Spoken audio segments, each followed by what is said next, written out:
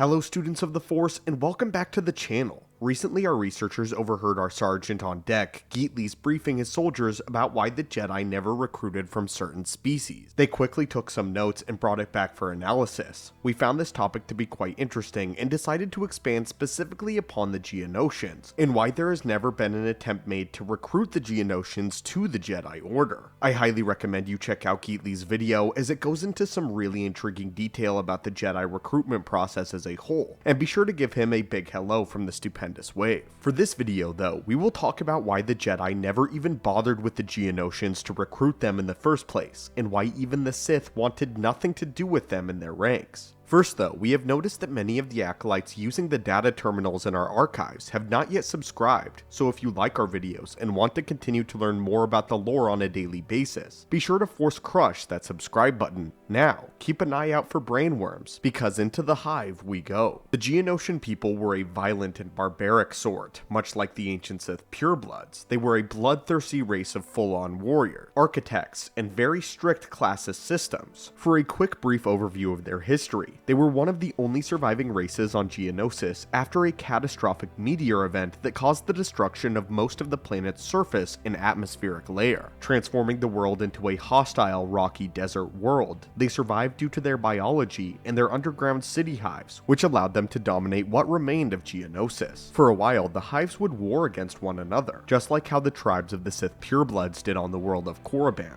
Unlike the Sith though, they didn't do battle for the sake of glory, strength, or power in the dark side. They did so simply out of hatred for any being that wasn't a part of their own unique hive. Being the xenophobic race that they were, all they cared about was serving their queen and making outsiders suffer. In short, the Geonosians are the worst. This wasn't until the day when the Geonosians believed that they angered their gods, and that their gods were displeased with the way that they did battle, and wanted to instead sort out their differences in a ritualistic arena combat. This is where we enter an Attack of the Clones, when Anakin, Obi-Wan, and Padme being brought in for execution. These insectoids loved watching things die so much that this was one of the many reasons that the Jedi showed up with so many of their own, including several members of the Jedi High Council. Not only was Count Dooku and the Separatist army there, but they knew of the intense barbarity of the Geonosians, and that they would not simply take having Jedi on their world lying down. They were something of a blight on the galaxy, and one that the Jedi would have been happy to continue to allow being unnoticed until they were brought in by the Separatists. So now, the question arises, why did the Jedi not even try to convert the Geonosians? Many times in the past, the Order successfully recruited members from species that tended to be drawn more towards the dark side, and yet these members turned out to be great Jedi, and even Jedi Masters. There have been even Jedi made of Sith pure-blooded species, so why not the Geonosians? The reason for this is something ironically both the Jedi and Sith detested naturally. That being the hive mind. Yes indeed, like all insectoid colonies, the Geonosians operated under a hive mind telepathically linked together and directly to their queen. This was a problem for Jedi because a hive mind would be the strongest form of an attachment, which is the entire reason they recruit from infancy. Even if the Jedi were to somehow fight through the Geonosians' defenses and take a hatchling from the hive before it is given the hive mind and brought into the bloodthirsty culture that was the Geonosian race, it would be exceptionally challenging to train a Geonosian out of their basic instincts and teach them to be more individualistic. Not to mention, the Jedi never simply kidnap children to simply be trained. They have to be offered up by the parents to the Order, and we all know that that would never happen with the Geonosian queen. Okay, so if this is the reason for the Jedi, why did the Sith never recruit them? Surely, the Sith wouldn't bother with any of the lowly Geonosian drones, and would rather go for a Geonosian from the aristocratic class, or maybe even the queen, or the ruler of the hive mind, such as Poggle the Lesser, if he were indeed to be force sensitive. Well, even though the Geonosians can rise through the class by proving their strength in a gladiatorial arena, it is highly unlikely that they would be at all interested in seeking anything beyond the interest of their own hive. The queen merely controls the hive and births new members. The leader will do what they must to ensure the production and consolidation of hive power, and many of the aristocrats are still telepathically linked to their queens. Geonosians. If a Sith were to desire one of the Geonosian members to join their ranks, they would have to jump through a lot of hoops to consolidate control over the Geonosian, and the insects were so loyal to their colonies that they probably couldn't be enticed with trying to rule over the galaxy or destroy the Jedi unless they could be convinced that this would be the best thing for the Hive, and if the Hive could be replaced as the true power in the galaxy. Even though at this point in time the hive mind of the Geonosians never really desired power, meaning that although they were barbaric and animalistic, there were aspects of the dark side of the Force that they could not tap into. To put it simply though, Sith don't want to put in the time or effort to recruit an apprentice that doesn't have the Sith Order's best interests in mind. And even though it is clear that some of the Geonosians were in fact Force sensitive, the Jedi believed that they were not to be trusted and that they were always going to be loyal to their hive mind, again forming the greatest attachment in the known galaxy, something beyond love or duty, but undying loyalty to one individual. This is something that the Jedi obviously could not stand for. The Sith, on the other hand, believed that even if a Geonosian were massively Force sensitive, they knew that they would never be able to break their allegiance to the hive mind and replace it with that of the Sith. They always knew that the Sith would come second, and that is why it was impossible for the Jedi and Sith alike to ever recruit from the Geonosians. But anyway, my friends and students of the Force, what do you think of this topic? Do you think it would have been worth it for either side to attempt to acquire a Geonosian apprentice? If you're interested in more of this obscure lore topics and want to see more, again, be sure to Force crush that subscribe button and let us know what new content you would like to see on the channel. As always, my friends, thank you so much for watching our video and opening up our holocron.